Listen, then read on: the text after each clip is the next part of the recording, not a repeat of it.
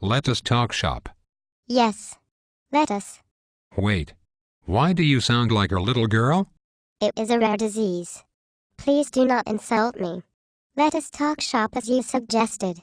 And by shop, I mean Phineas and Ferb. Of course. What else would I mean by shop? Nothing at all. Have you read the fan-fiction story I wrote? Yes. It is. Good. Except, well, it is very much in the vein of an actual episode. Except for the whole thing where Doofenshmirtz declares his love for Perry the Platypus. But he is madly in love with Perry the Platypus. Just as Isabella is madly in love with Phineas. They should declare their love for each other. What? No.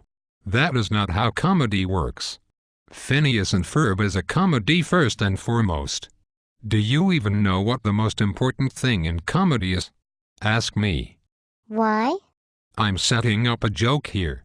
Okay, what's the most important? Timing. Didn't you steal that joke from the Nostalgia Critic? No, it's an old joke. The Nostalgia Critic was using it both as a reference to the joke and to set up a running gag. See, this is the problem right here. You're so young and inexperienced that you think everything is a reference to everything that it isn't. Some things are references to things, but in most cases what the references are referencing is not what you think it is.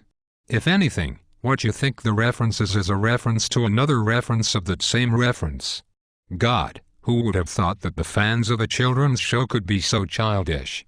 You have said the word reference so many times it has lost all meaning. Besides, didn't you steal that last joke from Yu-Gi-Oh! Abridged?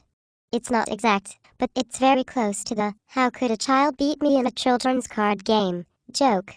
And haven't you basically stolen the whole, using xtranormal to poke fun at the opinions of a certain subset of a fan base, thing from Dan Schneider? Yes. I admit that. I am paying tribute to people I like and find amusing enough to reference. See, that is what a reference truly is. Dan Schneider murdered my puppies. The puppies of my heart. Did you watch iCarly last night? He told us that shipping is stupid and basically said we have no life. No. I watched that last night and that is not what he was saying at all. If anything, he was poking fun at people like you. And, sadly, all the stereotypes he used as joke fodder about super-obsessive shippers turned out to be 100% correct. The line about nerds not having things like jobs or lives to get to was clearly supposed to be a joke. Goodness, I guess it is true people find things funny until they're the ones being made fun of. What about the line where he said shipping is pointless and will lead nowhere? What? He never said that. Here is an exact line from that speech at the end which I found somewhat heavy-handed, but necessary given how some of you act, and I quote, "I know the whole who should date or thing can be fun to think about, but don't get too caught up in that stuff, you know." What he is saying is although shipping is fun, there is more to the show than shipping. Which is what I'm trying to get at regarding Finbella. Finbella is destined to be a no force and the universe will stop it from being so. Especially Dan and Swampy. If they do not make it so, I will kill them. And then go on a major fan site that Swampy himself frequents posing as him and make up crazy nonsense. No one will be the wiser. But if he's dead, won't that be obvious? I will tell no one. Let's get back to the subject at hand. I had the idea for this skit for a while. What skit?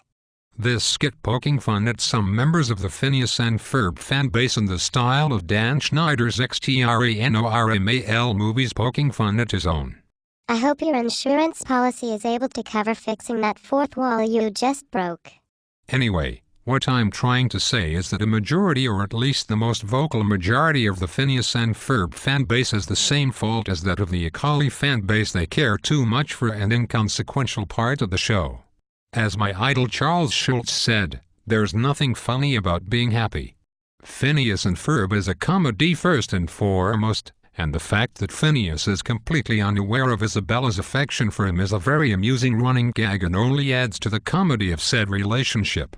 Again, as Dan said, and here I mean Schneider, not Pavenmeyer, just to be clear, it's fun to speculate, but the real goal of the show is to make you laugh. I would say even more so than iCarly that the relationships between the characters are inconsequential, as the humor comes from the interplay between all of the characters, not just the ones that have affections for each other. That's what makes comedy. And all writing. People interacting with people and saying funny things.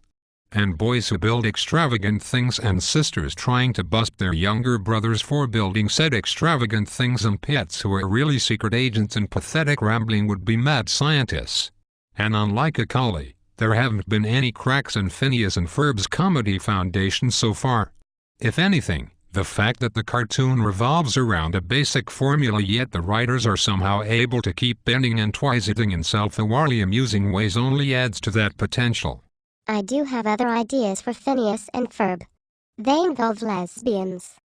Oi, this is going to be a long night.